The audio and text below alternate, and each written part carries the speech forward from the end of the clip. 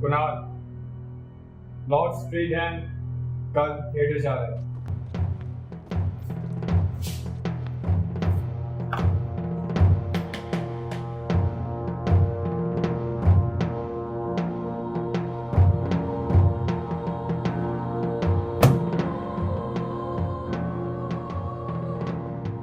सन 1857 British साम्राज्यवाद के विरोध में पथ निर्धारित किए गए।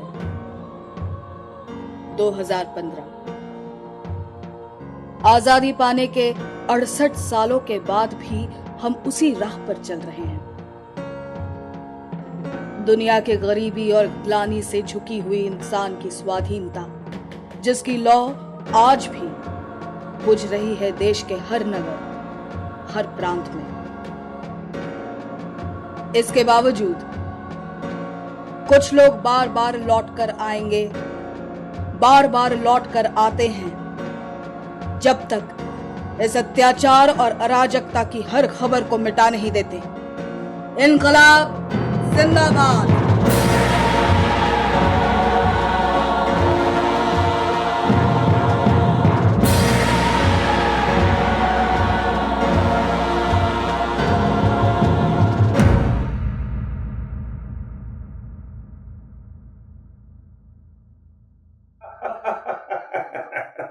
ऐसी बात नहीं है।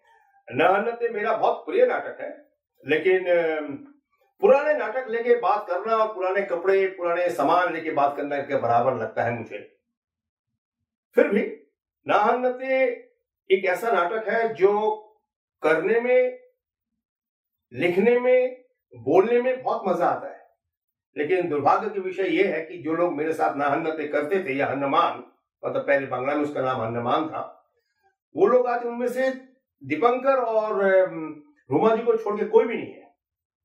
उसके बाद ये ट्रांसलेट किया गया, सुश्री सिमोई एंड अंजन सिमान अंजन ने इसको ट्रांसलेट किया, बहुत अच्छा हुआ था। लेकिन मैंने जो कहा पहले, मेरा पुराना नाटक लेके बात करना मुझे अच्छा नहीं लगता। हाँ, ये नाटक में समस्या की नाटक है, हिंसा की नाटक है, क्राइसिस है, वायलेंस है, शर्मदार एक घटनाएं घटने के बाद गिल्ट फीलिंग का है।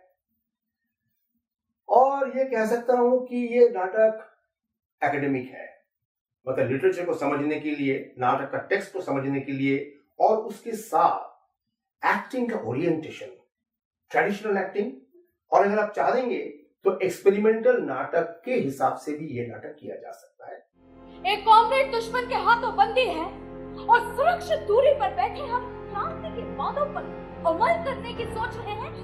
हाफिज, क्या तुम एक ऐसे इनग्लोरियस इतिहास का साक्षी बनना चाहते हो? किस ग्लोरी की बात कर रही हो? हमारे इतिहास में शान के आबोताब से कहीं ज्यादा है खुदगर्जी, बेइज्जती और गुर्बत। हमारे बदन पर हकीकत के बहुत घाव हैं एला। और वैसे भी इस क्रांति में हथियार की नहीं, जरूरत है इंसान की। और उस इंसान की आइडियोलॉजी कितनी मजबूत है, ये साबित होता है जरूरत के वक्त। हनुमान 1994 में हनुमान नाटक जब तोरित ने अपना स्क्रिप्ट पढ़ा, मैं बहुत परेशान हो गई थी उस समय, क्योंकि एला का चरित्र मुझे करना था और मुझे लगा कि क्या मैं इस चरित्र को जस्टिफाई कर पाऊंगी। बहुत कठिन था मेरे लिए, और चरित्र को एक सशक्त रूप देने के लिए मुझे कुछ इतिहास की किताबों को छानबीन करनी पड़ी। उस समय के जो सशक्त विप्लवी थे उनके बारे में मुझे जानना पड़ा, और तब कहीं जाके मैं साहस कर पाई कि मैं एला चरित्र को पूरी तरह से निभा पाऊंगी। और मुझे लगता है आज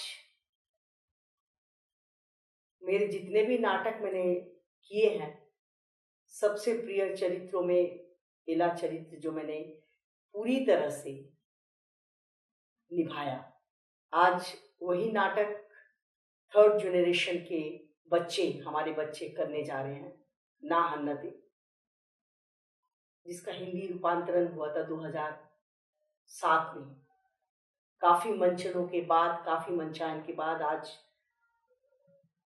नए तरीके से इसका एक ट्रीटमेंट हो रहा है। Look, I did not want to kill your husband. I did not.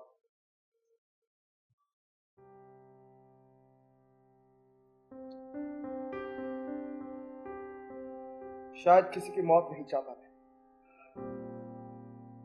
शायद मुक्ति की ही खोज में भटक रहा हूं जीवन भर। शायद पूर्ण स्वाधीनता की इच्छा मुझे इस राह पर ले आई। मैं नहीं जानता श्रेणी द्वंद्व में कितने आक्रोश, कितने खून की जरूरत है, नहीं जानता। फिर भी इंसान के दुख, गरीबी, ग्लानि ने मुझे विद्रोही बना दिया। मेरी मंजिल की राह कौन सी है जिससे इस दुख, गरीबी, ग्लानि को मिटा सकूं, मैं नहीं जानता, सच नहीं जानता।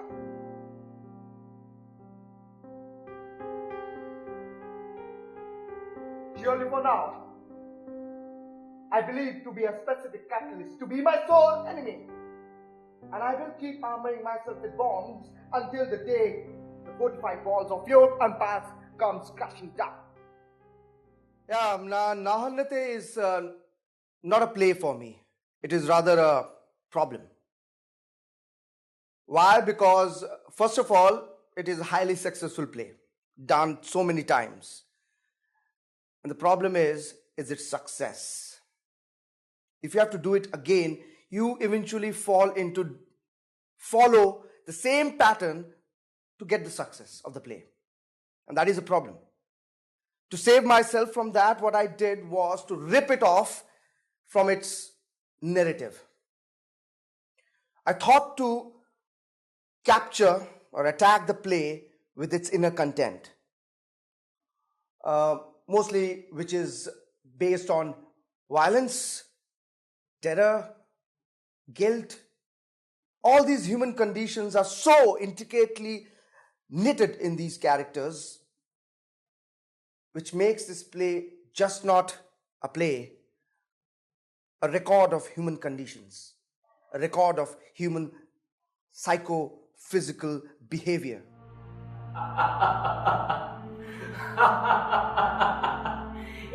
प्रेम का अर्थ सिर्फ प्रेम, इसके इतने उदाहरण या उपमा होते हैं क्या? हाँ, उदाहरण और उपमा होते हैं। प्रेम तभी संभव है जब फ्रेंच में बैठे बंदूक की नोक पर हाथ लगाए एक नारी और पुरुष एक दूसरे की तरफ देखते हुए प्यार के दायित्व की शपथ ले। एक क्रांतिकारी बनने के लिए माया ममता रहित अमानव बनना होगा। हाँ, अमानव बनना होगा। नहीं, क्रांति कोई सेंसलेस किलिंग नहीं, प्रतिशोध कभी किसी आदर्श को नहीं बना सकती, कभी नहीं। जब वो प्लेटफॉर्म पर सर उठाकर खड़ा हुआ, उसके चेहरे पर कोई शिकन नहीं थी। उसे राय पढ़कर सुनाई जाती है, सुनकर उसकी आंखों में एक अजीब सी चमक उभर आती है। ऊंची आवाज में बोल उठता है, इनकलाब जिंदाबाद। हैंगमैन काले कपड़े से उसका चेहरा ढक देता है। मोम से सना फांसी का फंदा उसके गले में पहना दिया जाता है। फिर शुरू होती है बैक काउंटिंग। 10, 9, 8, 7, 6, 0 पर आकर रुक जाना। लिवर खींचने की आवाज, पैरों के नीचे से प्लेटफॉर्म खिसकने की गड़गड़ाहट, 2-3 बार रस्सी का झटकना, जेल के बेलगाम घंटे का बार बार बज उठना, नींद की आगोश से निकलकर कुछ पंछियों का फड़फड़ाना। उसके बाद फिर वही निस्तब्धता,